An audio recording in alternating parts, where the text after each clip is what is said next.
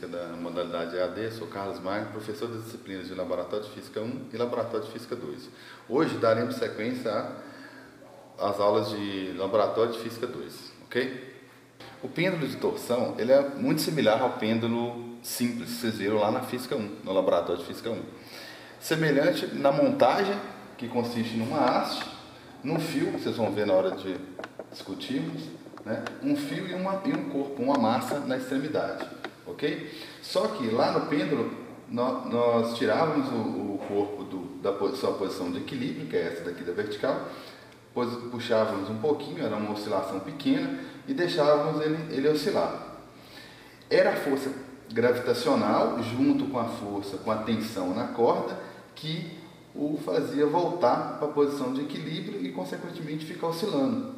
Aqui o que vai mudar é um fio de metal. Nós vamos explorar as características do fio de cobre. Em vez de utilizarmos a força gravitacional, tirando ele da posição de equilíbrio dele, o que nós vamos fazer na verdade é apenas não lidar com a força gravitacional, mas com o torque. O que seria o torque? Seria essa força externa que eu vou fazer aqui, ó. Essa força que eu estou fazendo aqui, ela está atuando a uma certa distância do eixo de rotação. Porque nós vamos focar mais no movimento rotacional. Que eixo é esse? Seria o eixo do vertical, que é o eixo do arame. Então eu vou exercer uma força externa. Então força vezes essa distância que eu estou do centro do eixo de rotação, eu estou na verdade produzindo o quê? Um torque. Então quem vai manter esse corpo oscilando é o torque, que é a força que eu acabei de fazer, vezes a distância que a força que eu apliquei encontra-se do eixo principal, que é o eixo de rotação aqui. Então o que eu vou medir na verdade é essa rotação. Observe que eu faço uma pequena rotação de no máximo 50 graus, deixo o objeto oscilar, vou medir o tempo que ele gasta para sair de uma posição e ir lá e voltar, e vou fazer isso não só para o cilindro, como eu vou fazer isso para outros objetos também, para mais 4 peças. Essas demais peças eu vou colocá-las aqui, vou manter o eixo de rotação e vou medir novamente o período. Bem, no caso do nosso cilindro, eu preciso de todas as dimensões dele. Eu preciso do diâmetro dele, usar o paquímetro da Física 1, do Laboratório de Física 1, vou medir o diâmetro e vou medir o comprimento, certo? Então o diâmetro é algo aproximadamente 2,2. A altura, o comprimento aqui, ó, é aproximadamente 4 centímetros. Então não dá para desprezar nem o diâmetro e nem o comprimento, mas no caso das peças, a menor peça é essa daqui. O comprimento dessa peça é de 4,6 praticamente, ok? O diâmetro, que é desprezível, é da ordem de 0,033 milímetros, ou seja, 0,0033 milímetros, então, metros, 0,0033 metros. Então, eu vou desprezar o diâmetro de cada uma dessas peças aqui, ok? Vou considerar só o comprimento mesmo. Então, vamos à primeira medida. Vou repetir o procedimento lá do Laboratório de Física 1. Medir só uma oscilação é complicado, porque uma oscilação é da ordem de 1,2 segundos, ou seja, entre 1 e 1,5 segundo. O tempo que eu gasto para visualizar o que está acontecendo, acionar o cronômetro e realizar a medida, é da ordem de 0,2 segundos, que é meu tempo de reação. Então, 0,2 segundos representa muito em 1,5 segundo, por exemplo. Então, o que eu vou fazer? Eu vou medir 10 oscilações, né? E depois é só dividir por 10. Então, vou fazer a primeira leitura, vou fazer isso 3 vezes, na verdade, né? Tirar o melhor resultado de 3. Aqui eu vou mostrar apenas uma, que é demonstrativo. Vou deixar ele girar e vou acionar o cronômetro quando estiver na extremidade aqui, ó.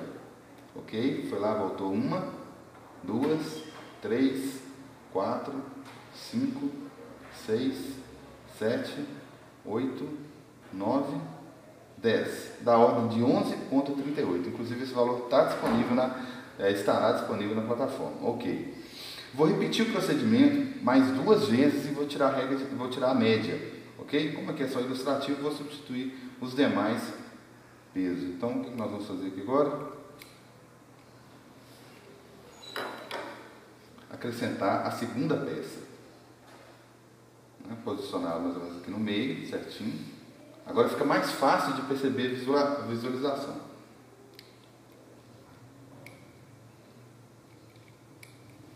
Então, o que eu vou fazer? Vou girar aproximadamente 90 graus novamente. Vou deixar ele oscilando. Vou pegar uma oscilação mais harmônica aqui. Isso. Tá aqui. Foi lá, voltou. 1, 2, 3, 4, 5, 6, 7, 8, 9, 10. Bem, a diferença não é tão grande porque o objeto ainda é pequeno. Então vamos substituir por um objeto um pouco maior. Então aumentei, estou mantendo o diâmetro, aumentei o comprimento aqui. E mantenho o eixo de rotação. Manter a mesma amplitude. Oscilar aqui. Foi lá, agora voltou 1, 2, 3, 4, 5, 6, 7, 8, 9, 10. Já aumentou bem, né? Percebe-se que o movimento é um pouco mais lento mesmo. Já foi para 12,34 segundos. Né? Então, vou repetir isso para o próximo. Agora, a diferença mesmo vai ser o último. Já vou pular para o último aqui, que é um comprimento bem maior, quase 7 centímetros. Fica mais fácil de visualizar ainda. Então, vou girá-lo menos de 90 graus, estou oscilando. Foi lá. Quando a gente for lá, acionei o cronômetro, voltou, 1, 2, 3, observe que está bem mais lento, 4, 5, 6, 7, 8, 9, 10. Então já foi da ordem de 15,06. Então observe que o primeiro foi 11,30 e alguma coisa, então uma única oscilação foi da ordem de 1,13 e agora 1,5. Então, está girando entre 1 e 1,5, ok? Então, o que manteve foi uma força externa, né? Vou pegar uma mais harmônica. Foi uma força externa, né, que produziu o torque, né? E consegui medir o tempo de cada oscilação para 5 corpos diferentes. Peguei o cilindro sem nada, o cilindro com a pecinha, né, e fui aumentando gradualmente o tamanho das peças, ok? E medindo o período para cada uma delas. Observe? Então foi o cilindro com cada uma dessas peças, todos com comprimentos diferentes. Então eu tenho 5 pontos para trabalhar no meu gráfico, ok? 5 pontos diferentes de período, ok?